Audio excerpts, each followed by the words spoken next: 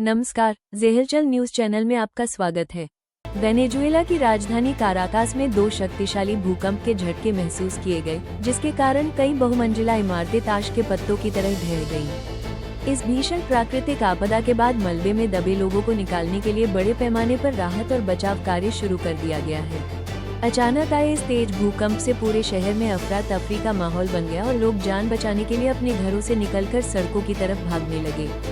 स्थानीय प्रशासन ने भूकंप प्रभावित इलाकों में इमरजेंसी घोषित कर दी है और मलबे को हटाकर फंसे हुए नागरिकों को सुरक्षित बाहर निकालने की कोशिशें युद्ध स्तर पर जारी हैं। अमेरिका और ईरान के बीच हाल ही में हुए युद्धविराम समझौते के बावजूद दोनों देशों के बीच तनाव फिर से चरम पर पहुंच गया है, जिससे रणनीतिक रूप से महत्वपूर्ण स्ट्रेट ऑफ हॉर्मुज में जहाजों की आवाजाही काफी घट गई है।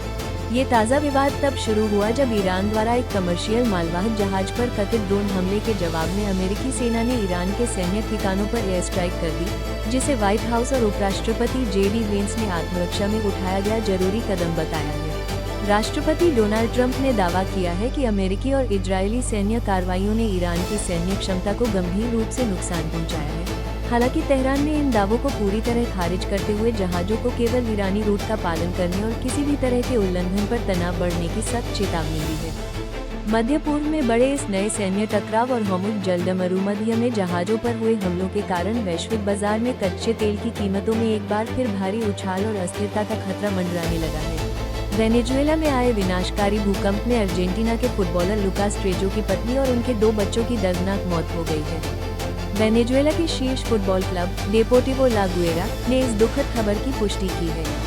तकरीबन 74 घंटों तक चले लंबे सर्च और रेस्क्यू ऑपरेशन के बाद बचाव दल ने मलबे से लुकास की पत्नी यानिना मारानुला और उनके दोनों बच्चों के शव बरामद किए। ये हादसा तब हुआ जब याराकुई क्षेत्र के प्लाया ग्रांडे में उनकी बहुमंजिला अपार्टमेंट इमारत भूकंप के तेज झटकों के कारण ढह गई।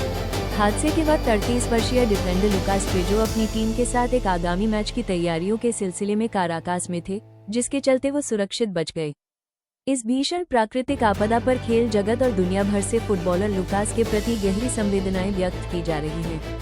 अरुणाचल प्रदेश के पनियो और पापुम पारे जिलों में मूसलाधार बारिश तथा भूस्खलन के कारण रणनीतिक रूप से महत्वपूर्ण किमिन पोटिन मार्ग पूरी तरह बाधित हो गया था। इस मुख्य मार्ग के बंद होने से पोटिन, यजाली और जीरो जैसे कई प्रमुख क्षेत्रों का संपर्क पूरी तरह टूट गया था, जिससे आपातकालीन और चिकित्सा सेवाओं पर भी प्रतिकूल असर पड़ा। स्थिति की गंभीरता को देखते हुए नागरिक प्रशासन के अनुरोध पर सीमा सड़क संगठन की 756 बॉर्डर रोड्स टास्क फोर्स ने तुरंत राहत और बचाव कार्य शुरू किया। लगातार हो रही वर्षा और भौगोलिक चुनौतियों के बावजूद ब्रो के जवानों ने भारी मशीनों की सहायता से दिन रात काम करके मात्र 36 घंटों के भीतर इस मार्ग को यातायात के लिए पुनः बहाल कर दिया। पुणे के रियल एस्टेट कारोबारी की हत्या के मामले में पुलिस जांच में खुलासा हुआ है कि मुख्य आरोपी सिया ने शूटरों के लिए एक खास सिटिंग डाउन सिग्नल तैयार किया था। वारदात के वक्त उसका जमीन पर बैठना शूटरों के लिए फाइनल सिग्नल था कि वे टारगेट पर गोलियां बरसा दे, ताकि कारोबारी की पहचान में कोई चूक न हो। इस सिग्नल का दूसरा अहम मकसद सिया की खुद की सुरक्षा सुनिश्चित करना था, क्योंकि पहले से नीचे बैठ जाने के कारण वो शूटरों की अंधाधुंध फायरिंग के दौरान क्रॉसफायर की चपेट में आने से बच गई। पुलिस के अनुसार इस सोची समझी रणनीति से साफ होता है कि यह हत्याकांड पूरी तरह से पूर्व नियोजित था, जिसकी कड़ियों को जोड़ने के लिए आरोपी महिला से लगातार पूछताछ की जा रही है। पूरी खबर पढ़ें ज़ेहलचल पर लाइक, शेयर और फॉलो करें। जय हिंद।